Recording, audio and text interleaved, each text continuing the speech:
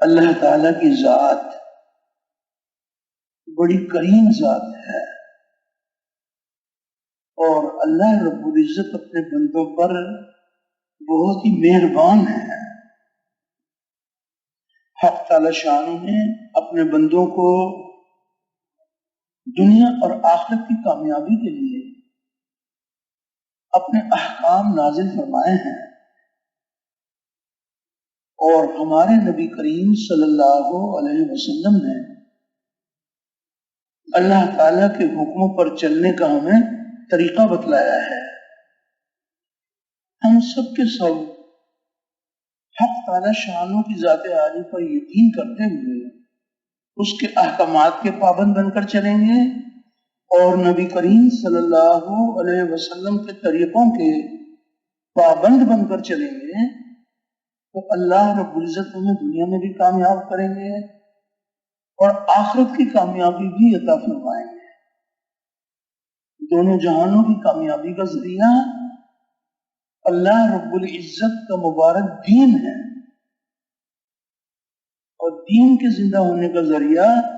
نبی کریم صلی اللہ علیہ وسلم کی دعوت والی محنت ہے۔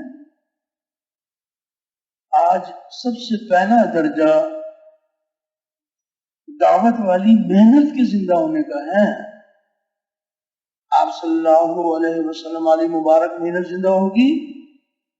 تو حق تعالی شانوں کا مبارک دین زندہ ہو،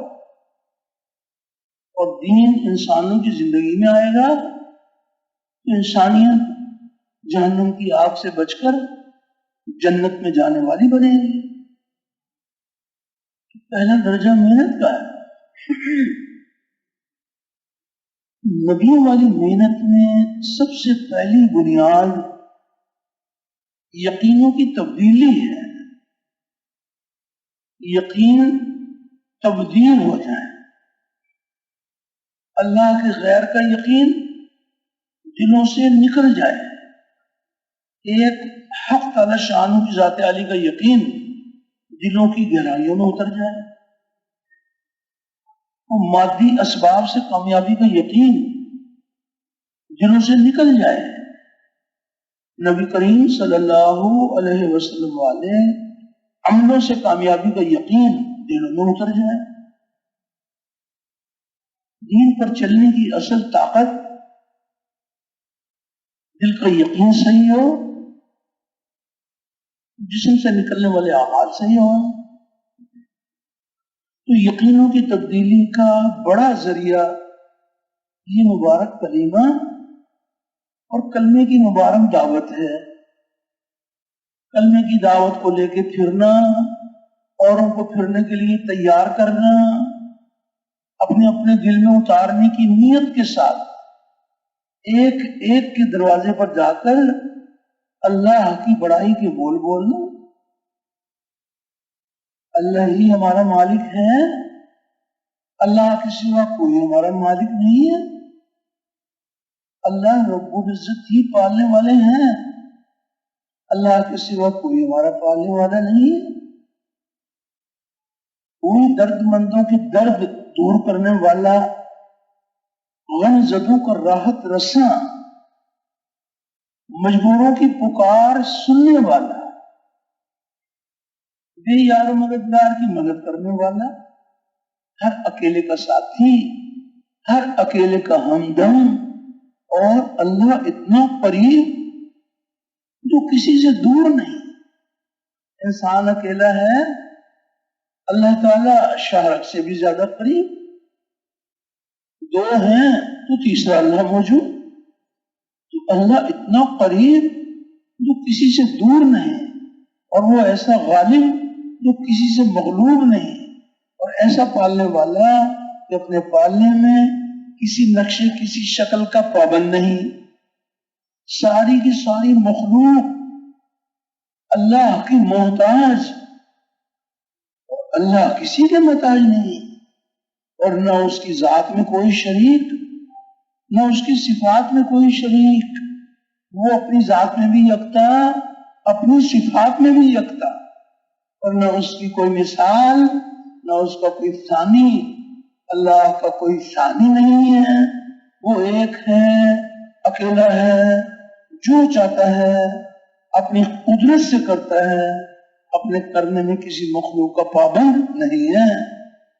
تو اللہ جل شانہ کی عظمت اور کبریائی کے بول اتنا بولیں، اتنا سنیں کہ ہمارے مردہ دل زندہ ہو جائے، اور اس بول کو لے کے پھریں، اوروں کو بھی پھرنے کے لیے تیار کریں۔ تو اپنے اپنے دل میں اتارنے کی نیت کے ساتھ اللہ کی بڑائی کے بول بولنا کہ ایک اکیلا اللہ مالک اور باقی سب مملوک، اور ایک اکیلا اللہ خالق اور باقی سب مخلوق، اور ایک اکیلا اللہ رازق اور باقی سب مرزوق، ایک روزی دینے والا اور سب کے سب روزی لینے والے، اور ایک اکیلا اللہ غنی اور باقی سب فقیر، ساری دنیا کے بادشاہ، اللہ کے در کے بھکاری، ساری دنیا کے حاجی نمازی، اللہ کے در کے سوالی، سب کے سب منگتے، محتاج، اور اللہ کسی کے محتاج نہیں، اور نہ اس کی ذات میں کوئی شریک، نہ اس کی صفات میں کوئی شریک، وہ اپنی ذات میں بھی یکتا، اپنی صفات میں بھی یکتا، اور نہ اس کی کوئی مثال، نہ اس کا کوئی ثانی، اللہ کا کوئی ثانی نہیں ہے، وہ ایک ہے، اکیلا ہے، جو چاہتا ہے اپنی قدرت سے کرتا ہے، اپنے کرنے میں کسی مخلوق کا پابند نہیں ہے۔ تو اللہ جل شانہ کی عظمت اور کبریائی کے بول اتنا بولیں، اتنا سنیں کہ ہمارے سوئے ہوئے دل جاگ جائیں، سوئے ہوئے دل جاگ جائیں، اور اس بول کو لے کے پھریں، اوروں کو بھی پھرنے کے لیے تیار کریں، اور اس بات کی بھی دعوت دی جائے کہ جہاں جہاں سے جو کچھ ہو رہا ہے وہ تنہا اللہ کی قدرت سے ہو رہا ہے، جہاں جہاں سے ہوتا ہوا نظر آ رہا ہے حقیقت میں یہاں سے نہیں ہو رہا۔ کائنات کے ذرے ذرے کو اللہ تعالیٰ نے اپنی قدرت سے بنایا ہے،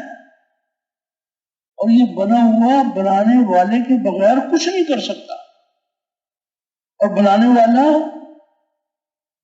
والا بنے ہوئے کے بغیر سب کچھ کر سکتا۔